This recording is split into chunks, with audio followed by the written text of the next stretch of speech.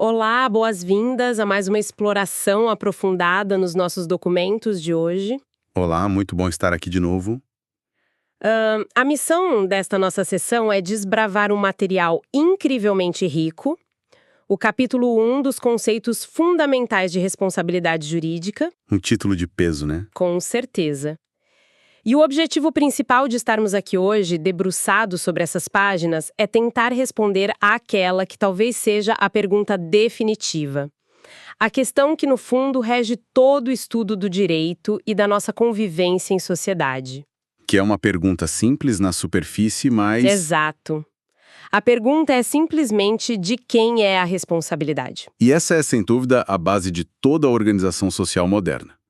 O material que temos em mãos é fascinante justamente por isso. Uhum. Ele pega esses conceitos que, numa primeira leitura, podem parecer super abstratos ou, sei lá, filosóficos demais.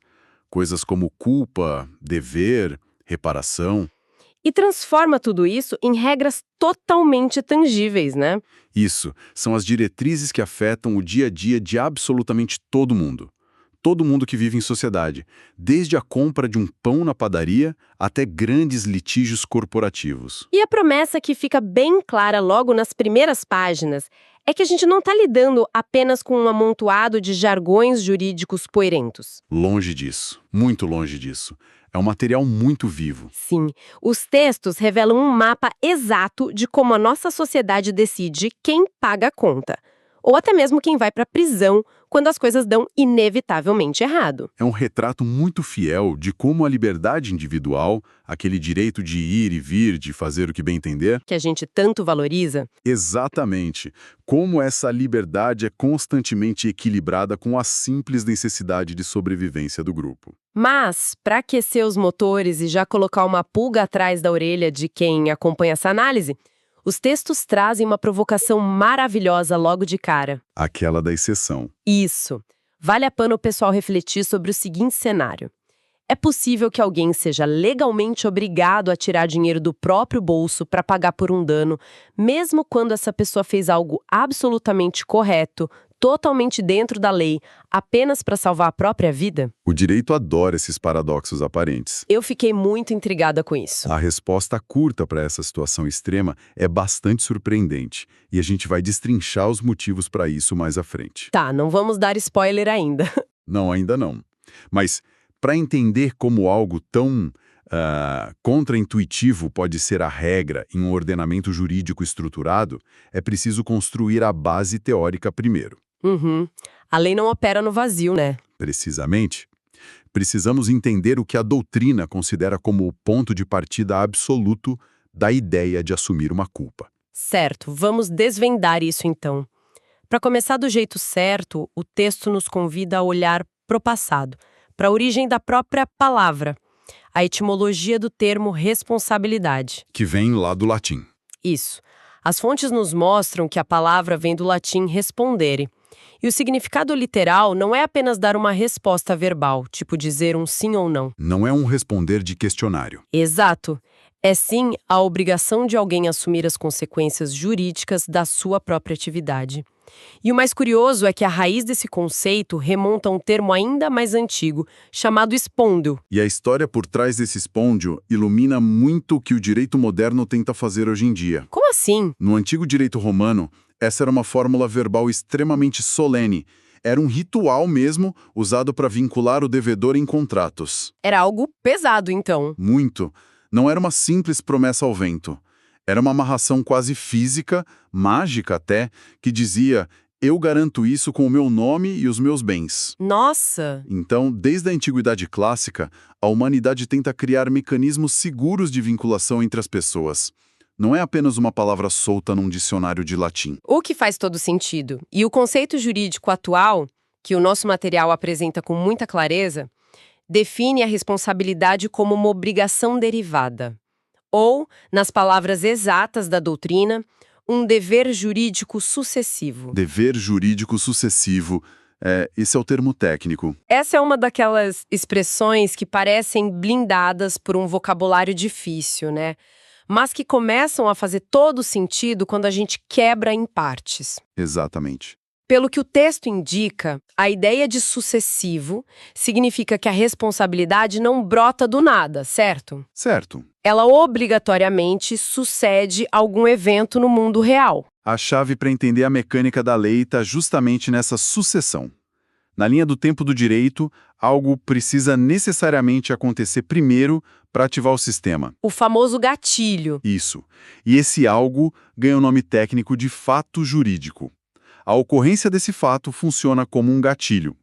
O fato acontece na vida real, altera a paz ou o equilíbrio, e em função desse abalo, a responsabilidade nasce como uma consequência imediata e inevitável. Ou é um ponto crucial que os nossos documentos fazem questão de ampliar, é que essa dinâmica não vive isolada numa bolha, né? De jeito nenhum. Essa lógica de causa e consequência não está presa apenas no direito civil, que é aquela área que lida mais diretamente com contratos, com patrimônio.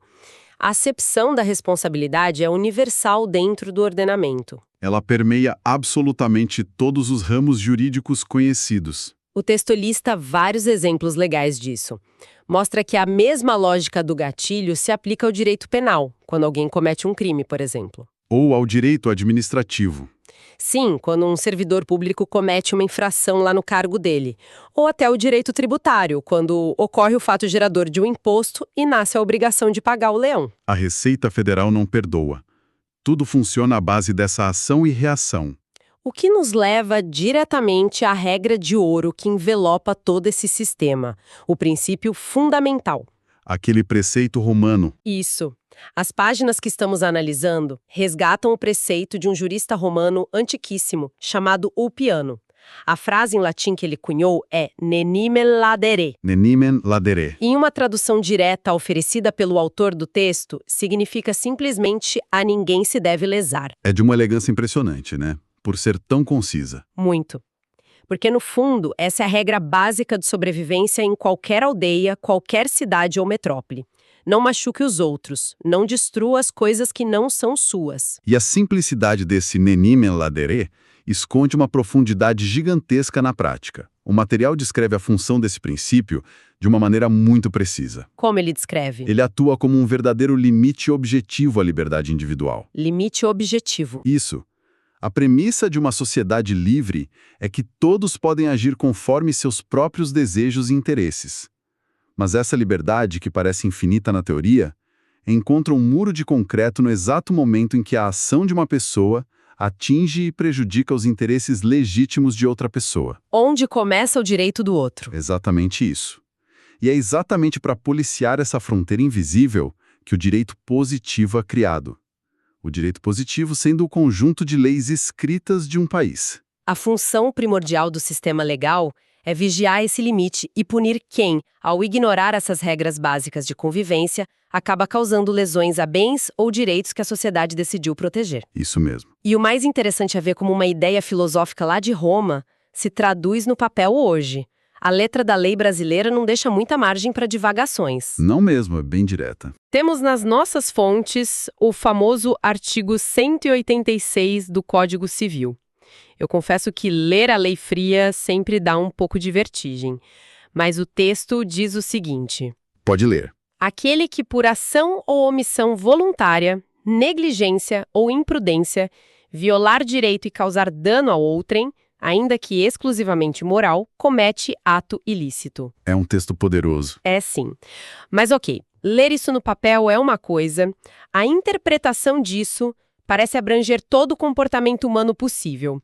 Como o direito separa o que é apenas um acidente infeliz do que é de fato um ato ilícito que gera essa obrigação de reparar? O texto do artigo 186 é, na verdade, uma obra-prima de síntese, porque ele cobra praticamente todas as bases da conduta humana que podem dar errado. É bem amplo. A doutrina analisa esse trecho dividindo-o em partes.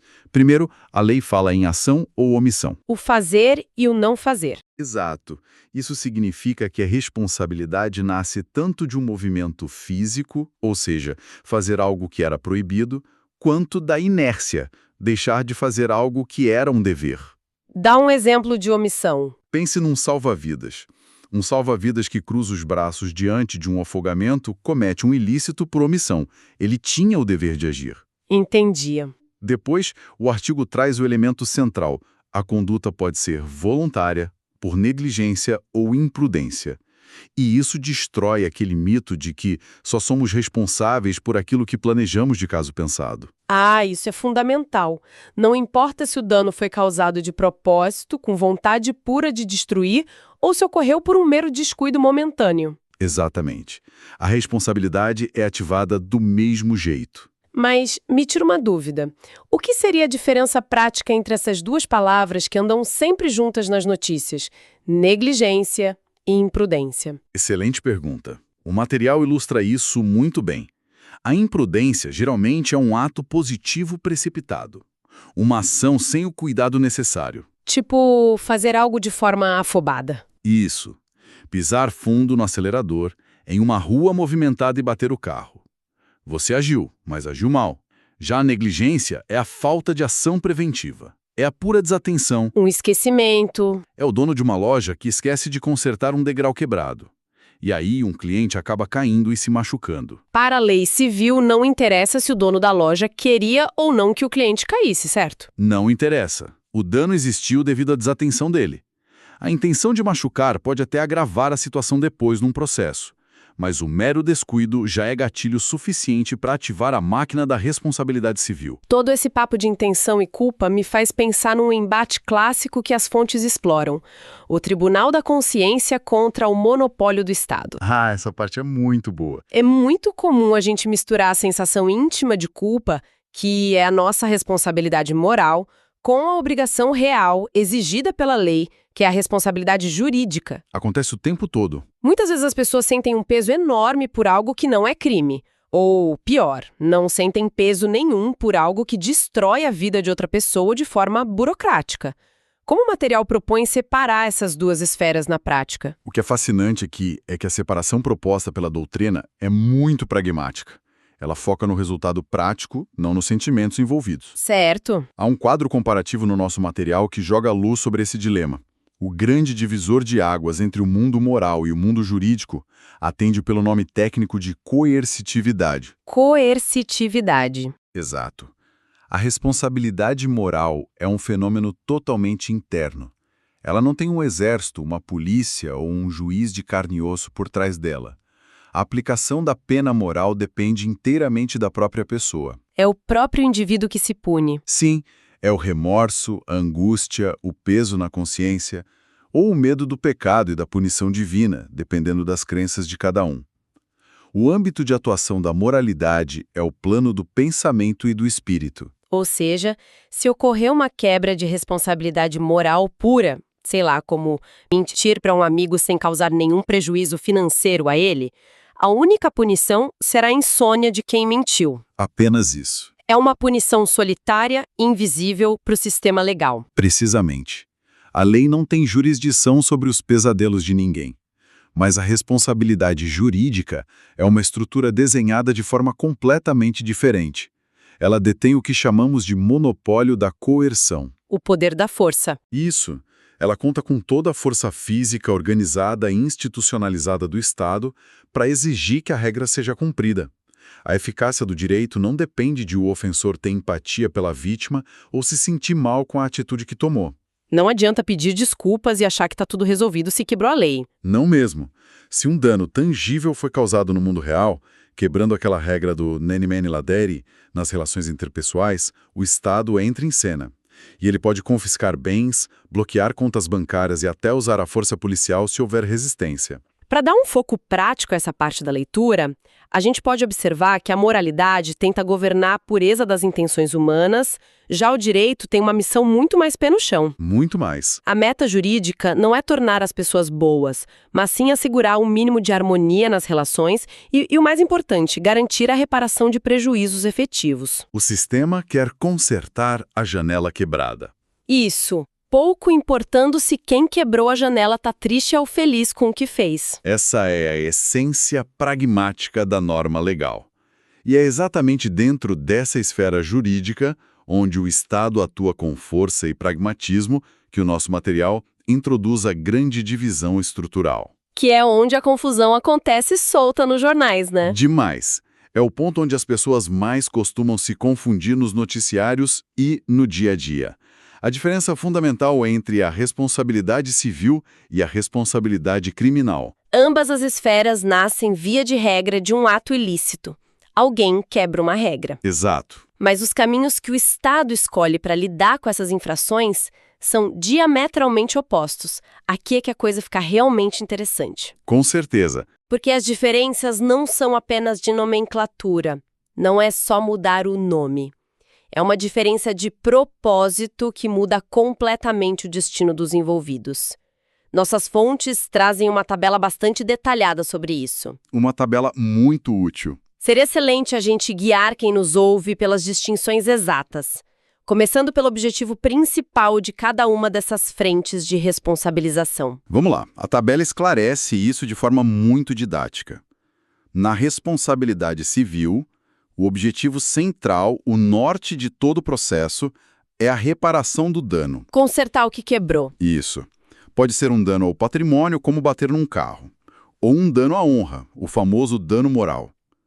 A finalidade do juiz civil é tentar restaurar o que a doutrina em latim chama de status quo ante. Que seria o estado das coisas antes do problema. Exatamente. A ideia é ilusória, mas necessária, de devolver o universo ao exato estado em que se encontrava um segundo antes do dano ocorrer. O que na prática é quase impossível, né? Como na imensa maioria das vezes é impossível voltar no tempo para desamassar um para-choque ou apagar uma ofensa pública da internet, a solução do direito civil é transformar essa impossibilidade em compensação pecuniária. Dinheiro. O dinheiro funciona como o solvente universal para os danos civis. Faz sentido. E a criminal? Já a responsabilidade criminal possui outro foco existencial. A finalidade principal não é devolver dinheiro para a vítima, mas sim a proteção da sociedade inteira através da punição do agente causador. A pessoa que comete um crime passa a ser vista pelo Estado não apenas como um devedor de dinheiro, mas como um fator de desequilíbrio social agudo. Perfeito. A punição serve como retribuição pelo mal causado e também como prevenção para que a sociedade saiba que aquela conduta específica é intolerável. E a leitura mostra que o interesse por trás da ação judicial também é bem diferente em cada caso. Muito diferente. No lado civil, o combustível do processo é o interesse particular. É um indivíduo isolado ou uma empresa batendo na porta do judiciário e dizendo: olha, fui prejudicado, exijo meu ressarcimento. O Estado só entra como um árbitro da briga. O Estado só observa e julga. Já no lado criminal, o foco é a repressão pública. Mesmo que a vítima seja apenas uma única pessoa, o entendimento é que os valores básicos de toda a sociedade foram feridos ali. É o Estado dizendo: não podemos permitir que pessoas ajam dessa forma, sob pena de voltarmos à barbárie. E a consequência final de cada processo reflete isso. A sanção imposta reflete brilhantemente essa distinção de interesses. Sim. No direito civil, a sanção vai culminar numa indenização, na obrigação de restituir algo, ou na execução forçada de bens, tipo leiloando o patrimônio do ofensor para quitar a dívida. A dor é sentida exclusivamente no bolso. No direito criminal, a conversa muda de figura, porque atinge a liberdade e o status de cidadão. A sanção resulta na prisão da pessoa, em restrições severas de direitos de ir e vir, ou numa multa penal que vai direto para os cofres públicos, não para o bolso da vítima. Agora, o material levanta uma questão essencial sobre a coexistência dessas duas esferas. Se um único evento, como, digamos, um acidente de trânsito causado por alguém embriagado, esse evento destrói um patrimônio e, ao mesmo tempo, fere gravemente alguém, como o sistema lida com isso? É o que mais acontece. Uma pessoa pode enfrentar a fúria do Estado nos dois tribunais ao mesmo tempo? Plenamente possível. O texto introduz aqui o conceito jurídico da independência das instâncias.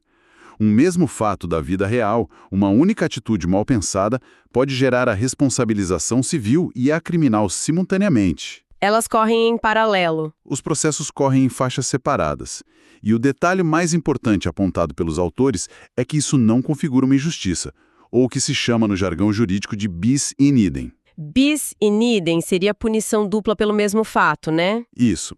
Essa expressão latina descreve a proibição de punir alguém duas vezes pelo mesmo fato na mesma esfera. Mas, como vimos, a esfera civil e a esfera criminal protegem interesses totalmente diferentes. Entendi. Portanto, não há dupla punição idêntica. A pessoa que causou aquele acidente embriagada pode muito bem ser condenada à prisão pelo crime de trânsito lá na vara criminal. E, paralelamente a isso, perder seus bens na vara civil para custear os tratamentos médicos da vítima. As contas são cobradas de formas diferentes por motivos diferentes. Exatamente. E então, avançando na leitura, nos deparamos com o que parece ser a revelação mais profunda dessa teoria toda. Aquela sobre a diferença de grau. Isso. O material apresenta a tese de que a verdadeira diferença essencial entre um mero ilícito civil, que se resolve calmamente com uma transferência bancária, e um ilícito penal severo, que coloca alguém atrás das grades por anos, a diferença não é de natureza, mas apenas uma questão de grau. A quantidade de perturbação social que a atitude causou. Sim. Se essa premissa for verdadeira, isso muda completamente a forma de visualizar o sistema de justiça como um todo. Não estamos lidando com espécies diferentes de erros humanos. É tudo uma mesma régua de comportamento inadequado. É uma única escala. Onde o crime é simplesmente um dano privado que cresceu tanto e se tornou tão grave que extrapolou o limite do aborrecimento individual e passou a aterrorizar a comunidade inteira. Eu achei isso fascinante. É uma perspectiva doutrinária realmente poderosa. Ajuda muito a desmistificar a lei penal. O direito, nessa visão, entende que toda e qualquer infração gera um abalo, uma onda de choque. Uhum. Quando esse abalo é pequeno, afeta apenas duas pessoas e pode ser contido ali com uma negociação financeira. O Estado classifica aquilo como ilícito civil e deixa que os indivíduos resolvam com a ajuda de um juiz. Fica restrito. Agora, quando a onda de choque de uma atitude é tão violenta que estremece a sensação de segurança de toda a coletividade, como um homicídio, um roubo à mão armada, ou uma fraude gigantesca. Aí a coisa muda de figura. O Estado é obrigado a intervir com a sua ferramenta mais pesada. Ele eleva esse comportamento à categoria de crime. A diferença, no fundo, reside apenas na dosagem do impacto negativo. A conduta é julgada pelo nível de medo e desordem que ela injeta na sociedade. É o tipo de conceito que faz tudo se encaixar de uma forma sistêmica muito elegante. Mas, para bagunçar um pouco essa elegância, o nosso material reserva o final do capítulo para tratar da grande exceção. É o momento que você estava esperando. Chegamos nele, aquele paradoxo bizarro que levantamos nos primeiros minutos da nossa análise. A possibilidade real de o sistema obrigar alguém a pagar a conta por ter feito uma coisa totalmente lícita, permitida e até heróica. Parece loucura, mas é real. Como a engrenagem do direito justifica a responsabilidade civil brotando de algo que não foi um erro? Esse é o momento em que a lei demonstra que não é cega às complexidades do mundo real. Embora a regra geral, o alicerce de tudo, seja de que a responsabilidade deriva sempre de um ato ilícito, de uma violação daquele neminem ladere, o nosso Código Civil prevê situações especialíssimas. Casos bem fora da curva. Casos muito específicos onde surge o dever inescapável de indenizar, mesmo diante de condutas 100% lícitas. O material cita as duas grandes hipóteses para isso: a teoria do risco da atividade e o estado de necessidade. O risco da atividade é uma questão mais comercial, né? É. A lei define que se uma empresa escolhe desenvolver uma atividade altamente perigosa, como, por exemplo, o transporte de explosivos ou de materiais químicos, ela terá que indenizar as vítimas se algo explodir. Independentemente de provarem que a empresa foi negligente na manutenção do caminhão. Exato. O lucro gerado pelo risco já atrai a responsabilidade de forma objetiva. Mas é no conceito de estado de necessidade que a gente encontra a dinâmica humana mais dramática dessa história. E fascinante também. Os autores trazem um cenário prático para ilustrar o estado de necessidade, que é perfeito para nossa audiência entender essa mecânica. Pode contar. Vamos visualizar uma situação extrema. Uma pessoa está caminhando tranquilamente na rua quando, de repente, se vê encurralada por um incêndio gigantesco que se espalha muito rápido ou, digamos, sendo perseguida por um animal muito feroz. Uma questão de segundos entre a vida e a morte. Exato. Para não ocorrer, essa pessoa anota um carro estacionado na calçada, perfeitamente regular ali. Ela não pensa duas vezes, pega uma pedra, estilhaça o vidro do carro alheio, entra, se protege das chamas ou do animal e consegue salvar a própria vida. A análise desse cenário, à luz de tudo que construímos até aqui, revela toda a sofisticação da lei civil. A primeira pergunta lógica que a gente faz é: quem quebrou o vidro cometeu um crime de dano patrimonial? E a resposta? A resposta é um sonoro não.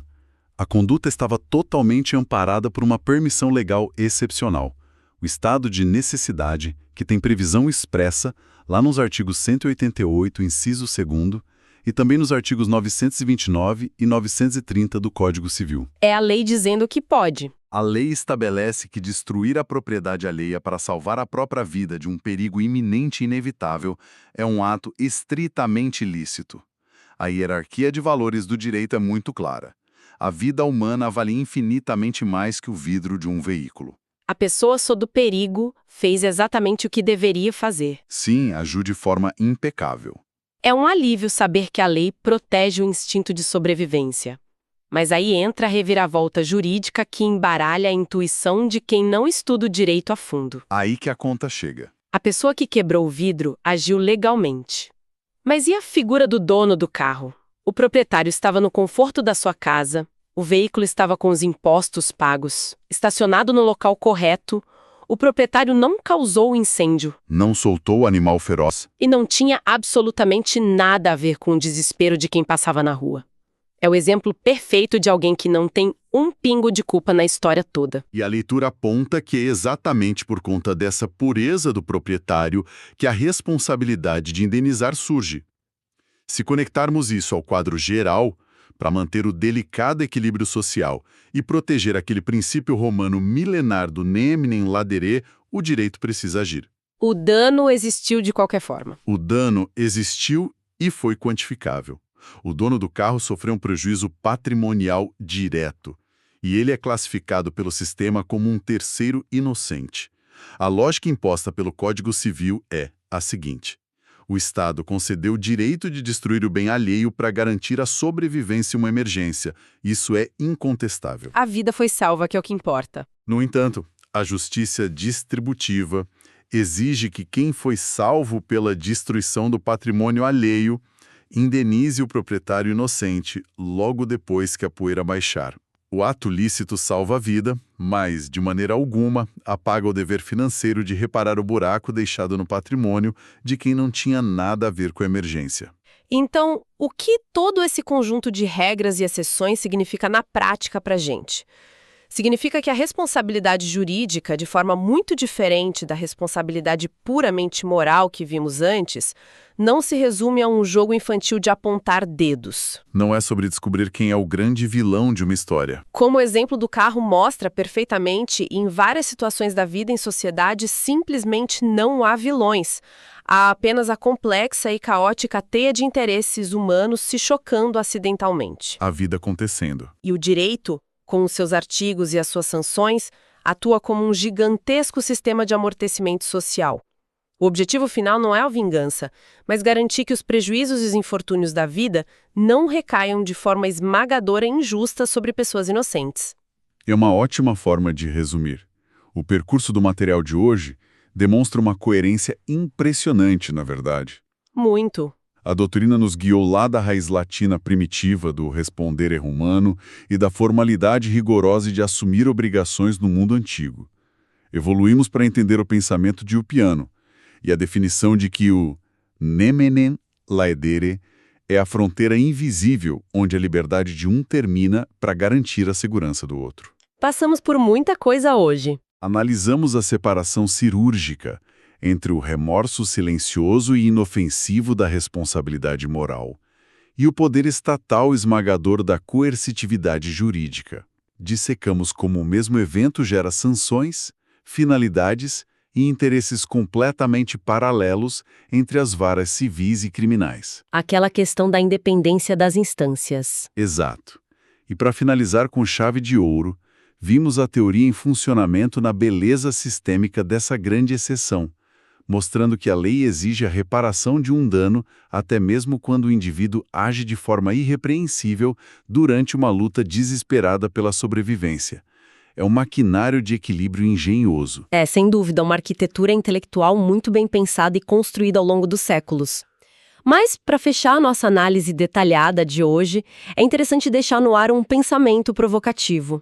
Um pensamento baseado em tudo que os textos nos ofereceram. Qual seria? Se a grande e profunda diferença estrutural entre o mero processo civil, que se encerra com a entrega de um valor em dinheiro, e um processo criminal grave, que confisca a liberdade de um cidadão, se essa diferença toda é descrita pela doutrina como sendo apenas uma questão de grau de perturbação social, a intensidade do abalo, Exato. como saberemos onde a sociedade vai traçar essa linha no futuro? Mas Celeste pergunta. Porque, à medida que os valores humanos e a tolerância de uma cultura mudam rapidamente com o passar das décadas, é perfeitamente possível questionar se os pequenos danos e os arranhões patrimoniais que hoje a gente resolve com um simples acordo civil não se transformarão em crimes no futuro, sob a ótica de novas gerações muito mais sensíveis a perturbações. Essas condutas poderiam se tornar criminais e severas amanhã. E o inverso também é verdadeiro. Crimes de hoje podem ser vistos apenas como incômodos civis no futuro. Exatamente. Como o conceito de perturbação social é altamente elástico e subjetivo. A régua de civilidade e punição que usamos hoje pode se tornar obsoleta amanhã. É o direito acompanhando a sociedade ou tentando acompanhar. Essa é, com certeza, uma reflexão para manter a mente de quem nos ouve trabalhando, questionando os limites das leis muito depois que este nosso debate terminar. E com isso a gente encerra por aqui. Até a próxima exploração, pessoal. Até a próxima, foi um prazer.